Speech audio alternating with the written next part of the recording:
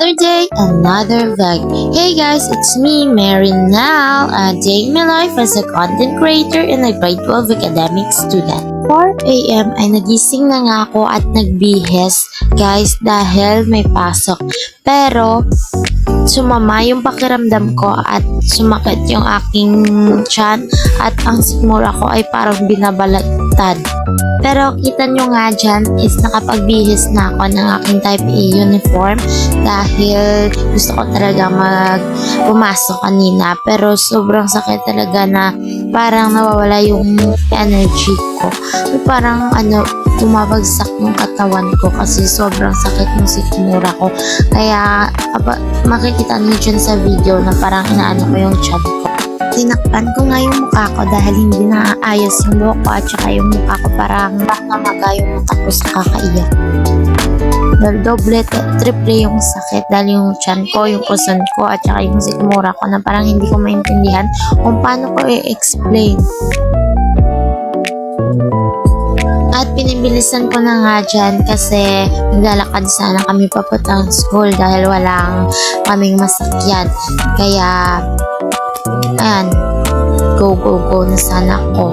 Kaso, hindi talaga makakaya ng katawan ko. Sakit talaga na hindi ko ma-explain kung bakit sobrang sakit. Pasensyaan nyo nga muna yung boses ko dahil medyo hindi pa nga ako okay.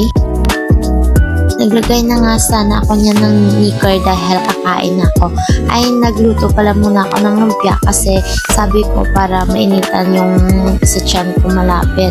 Pero mas umala yung pakiramdam ko. Parang mas sumakit na. Pinabenta ko na nga lang yung lumpia kong paninda sa kapatid ko. Pero nakakawan pa nga yung aking benta ng 50. Konti lang naman yung porsyento ko dyan pero nakuhanan pa talaga. At hindi nga ako nakapasok dahil hindi ako pinayagan ni tatay. At nung nagising ako ay kumain ako ng iwang lumpia. Kasi yung 3 lumpia na nasunog kinuha ko at inulam ko na lang pagkagising. Bali nagpadala lang ako ng excuse letter sa kapatid ko. At masakit din pala yung puson ko dahil sa menstruation ko rin.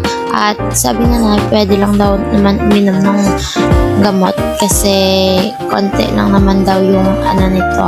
Sabi ko kasi parang hindi pwede kasi nga sa menstruation ko, pero sabi daw okay lang daw. Hindi talaga maano yung mukha ko kanina dahil kakadlaiyak ko yun. Pumunta nga si Gabgab sa bahay dahil bumili sila at saka pagkatapos nun, umuwi din sila kagad dahil masakit din naman yung tiyan ko, hindi ako makakapaglaro sa kanya. So tingnan nyo yung video niya nung hindi pa sila umuwi. At nung pinauwi na niyan, umiyak yan, sobrang iyak niya.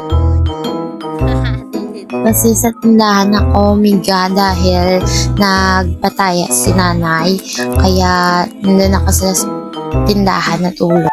At nakahinga nga ako dito at nag-video lang at tingnan nyo yung mukha niya. At ito nung gabi, umulan nga. At hanggang ngayon nga ay masakit nga pa rin yung tiyan ko, pero papasok na talaga ako bukas. So yan lang yung update ko for today. Please don't forget to like, comment, mention friends, and share. And please follow me on YT and Black Up. Thanks for watching!